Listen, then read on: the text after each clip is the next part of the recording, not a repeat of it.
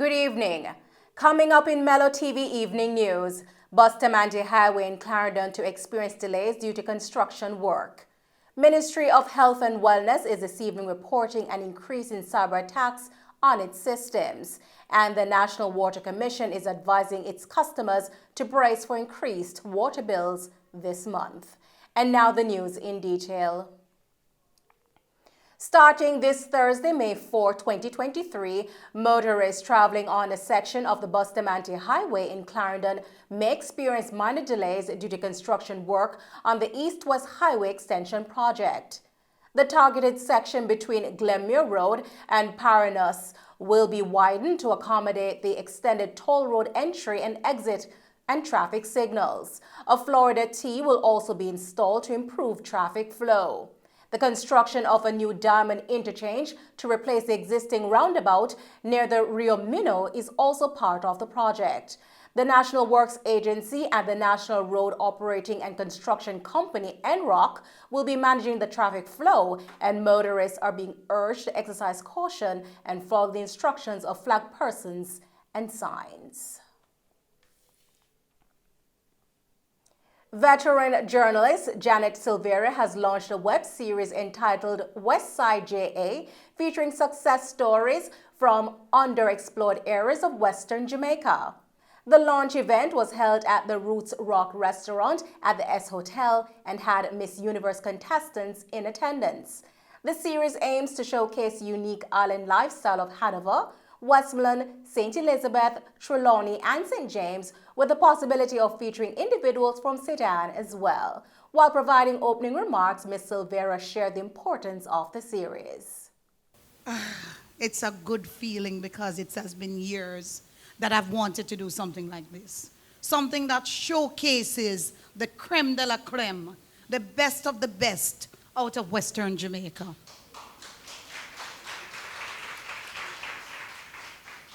We make so much of an indelible contribution to Jamaica. In fact, I believe that the businesses in Western Jamaica contributes more to the Jamaican economy than any other in this country. Yes.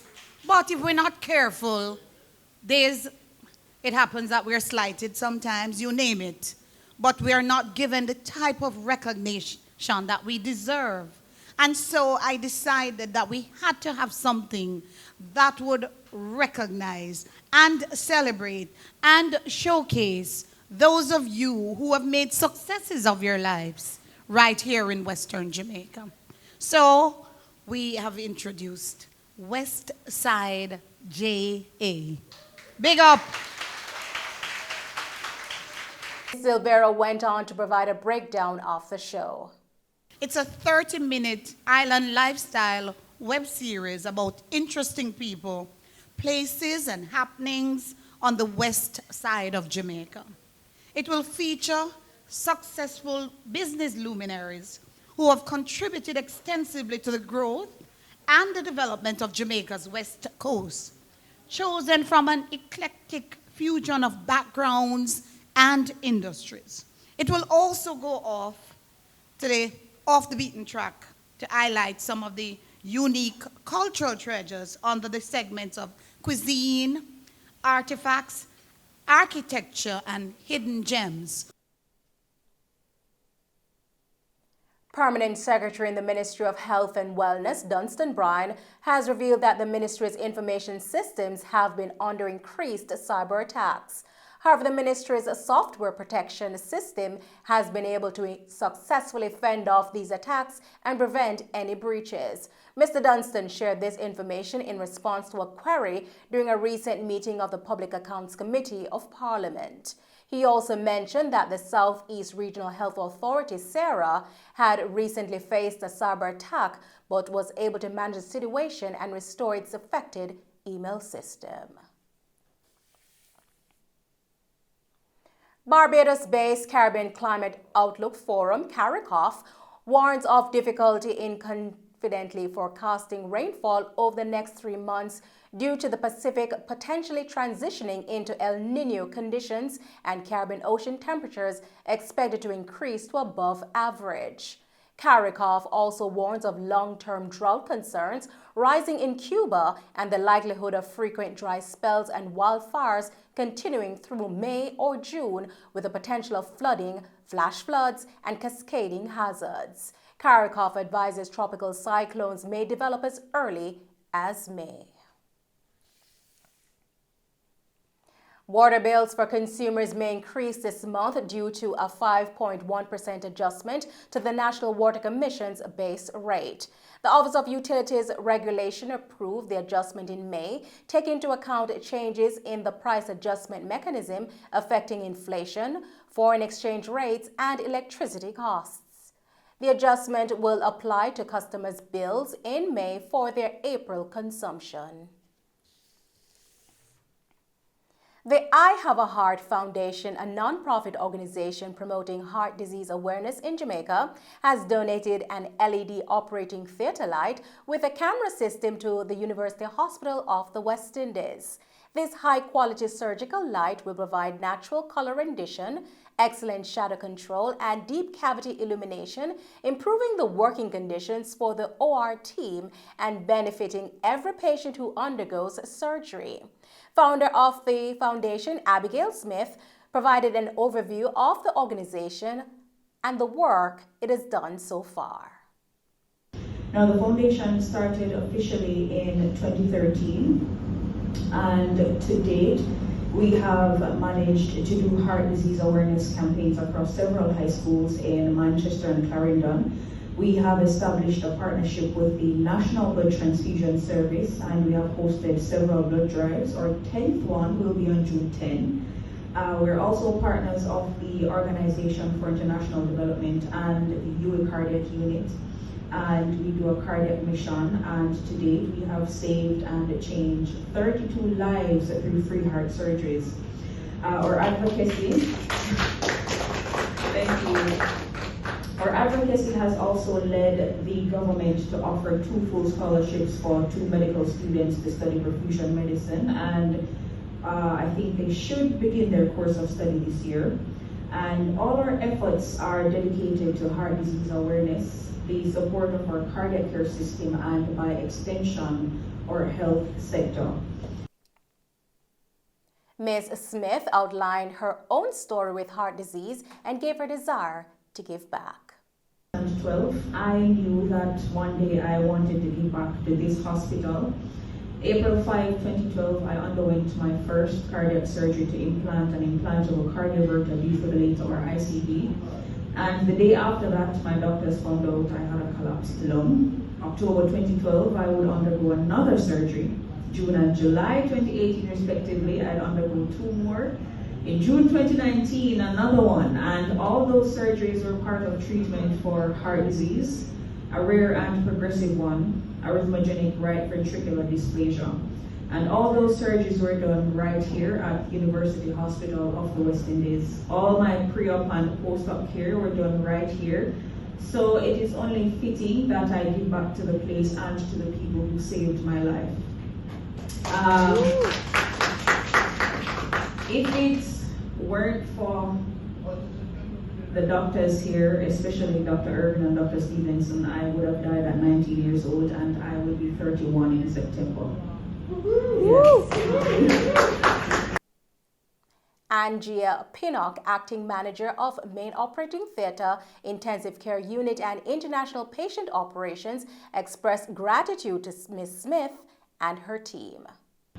We know an operating theatre light is absolutely essential to the function of an operating theatre, as without proper lighting, surgeons would not be able to perform surgeries safely and accurately.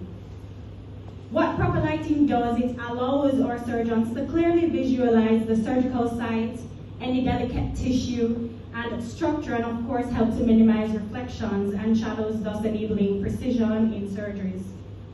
To the Abigail Smith I Have a Heart Foundation, on behalf of the hospital surgery team, it gives me so much pleasure to express our gratitude for your generous donation of this operating theatre light. Sister said it best, we love all that it has to offer to us today. It is because, like the rest of us in this room, you have a heart, You chose to light a candle instead of cursing the darkness. I use this platform this morning to assure you this light will make a significant impact on our ability to provide safe and effective surgeries to our patients. We thank you for taking this initiative in helping the University Hospital of the West Indies continue to provide quality health care to our patients. Deputy Mayor of Montego Bay, Richard Vernon, recently attended the city's Summit of the Americas. He was engaged in a track session in Denver, Colorado on violence and prevention, gun trafficking, and policing. Mr. Vernon outlined the breakdown of the event. I'm here in Denver, Colorado at the City Summit of the Americas.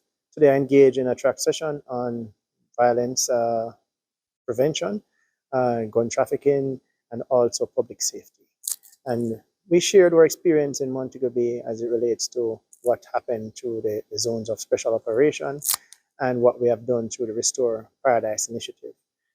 We also shared panel with members from the Kansas City and also some members from the other members of the Caribbean states and the Latin American states. This production has been successful thus far, and I believe that it will help us to look at lessons learned in other municipalities and how we can engage them in our very own municipality to bring about social change and to reduce crime and violence in the city of Montego Bay as we push forward to the development of our city. A United States citizen was fined $1 million Jamaican for smuggling cash in his luggage, with forfeiture proceedings to come. The U.S. citizen Kenardo Koch has been convicted for concealment and possession of criminal property by the Financial Investigations Division, the FID, in Jamaica. The 30-year-old security guard was fined 500,000 Jamaican dollars on each offense, or 6 months imprisonment, for the seizure of $50,400 from him at the Donald Sangster International Airport in 2021. The FID collaborated with the Jamaica Customs Agency and the Jamaica Constabulary Force to tackle money launderers and prevent the acquisition of illegal arms or incidents of shootings and murders. The Financial Investigation Division's Principal Director of Investigation, Keith Darian, expressed thanks to the stakeholders involved in combating money laundering. The collaboration with the FID, the Jamaica Constabulary Force, and Jamaica Customs Agency in tackling money launderers who try to smuggle ill-gotten gains to our shores must be lauded. I thank our colleagues for their vigilance and dedication. The decades-long collaboration have been strategically strengthened by the recent signing of MOUs with various agencies to include MOCA, Jamaica Customs Agency, Jamaica Constabulary Force, and others. We are demonstrating to everyone that law enforcement agencies are committed to partnering to investigate and prosecute those persons who commit crime and will work assiduously to remove the benefit of such criminality. In this case, the effectiveness of Jamaica Customs Agency in depriving criminals of their spoils may have prevented the acquisition of illegal arms or incidents of shooting and murders. We must also highlight the efforts of remittance agencies and our local banks in their robust due diligence processes, which make it increasingly difficult to transfer tainted funds. And those are the stories making the news this evening. Thank you for tuning in to Mello TV Evening News. I'm Nicole Hales. Stay safe and thanks for watching.